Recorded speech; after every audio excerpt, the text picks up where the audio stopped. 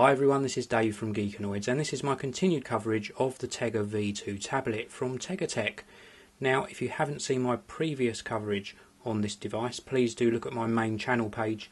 I've got an unboxing and product tour, a look at Windows 7, a look at internet browsing, text entry, plus a simple UI called Thinix Touch. Now you'll notice I mentioned Windows 7 in that sentence. Well, this obviously isn't running Windows 7 at the moment, it's running Google's Android operating system. The Tega V2 is able to run two different operating systems, so it can dual boot, and that includes even running Linux on it. But this is Android version 1.6, and I must say it runs really well, and I do know that Tega are working on bringing Android version 2.1 to the Tega V2 very soon indeed. But 1.6 is perfectly capable of running all that you need. You've got the main home screen here. We can swipe two screens to the left and two to the right, so we've got 5 screens in total that we can populate with different widgets and application shortcuts. You'll notice there was a widget here on this screen for turning the Wi-Fi on and off, 3G, airplane mode, and also muting the device. Yep, this has got a SIM card slot, so you can get wireless connection whilst you're out and about via the 3G network. We've also got a status notification bar if we get any new emails or messages in. We've also got some icons here for wireless, 3G signal, battery strength, and the current time. Now we've got some icons already on the screen here. We can tap and hold and add another shortcut in. Perhaps we want to add a shortcut to YouTube, which is down the bottom here, and we've now got a shortcut to YouTube. So we could tap the YouTube icon and that starts YouTube up. Let's search for Geekanoids and let's set something playing so you can see some video playback. Let's have a look at this one here. Now it loads nice and quickly. The sound's great. We've got stereo speakers in the device.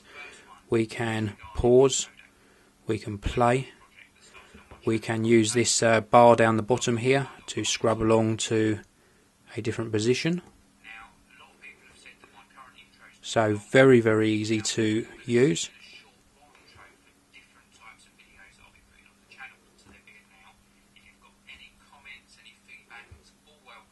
So it all plays back nicely. Really nice. This is actually part of my new intro I've been working on.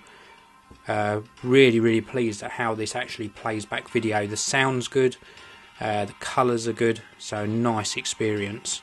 So let's just pause that.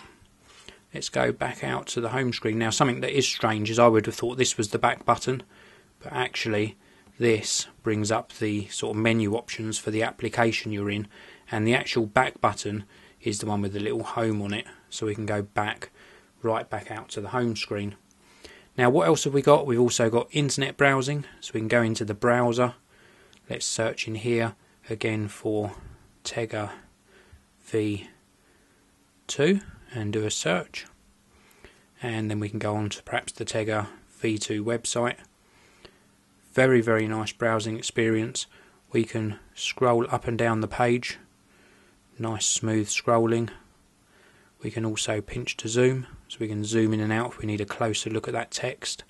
So really nice browsing experience. We can also of course do this in portrait orientation. I prefer the landscape orientation for browsing. That's just my preference. Everything works very well. It switches around in orientation nice and quickly as well.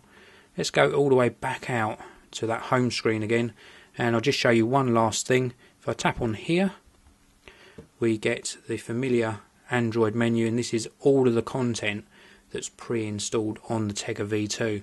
We've got things like Aldeco, an app store, maps, Skype Beta, the YouTube app you just saw, MS Android, and you can download APK files and install them very easily to this tablet.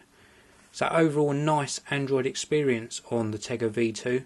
I hope you've enjoyed this video. Please do check back on the Geekanoids channel, because I will be bringing you my full review of the Tega V2 tablet very soon. If you like my content, please subscribe to the Geekanoids channel and follow me on Twitter by following @Geekanoids.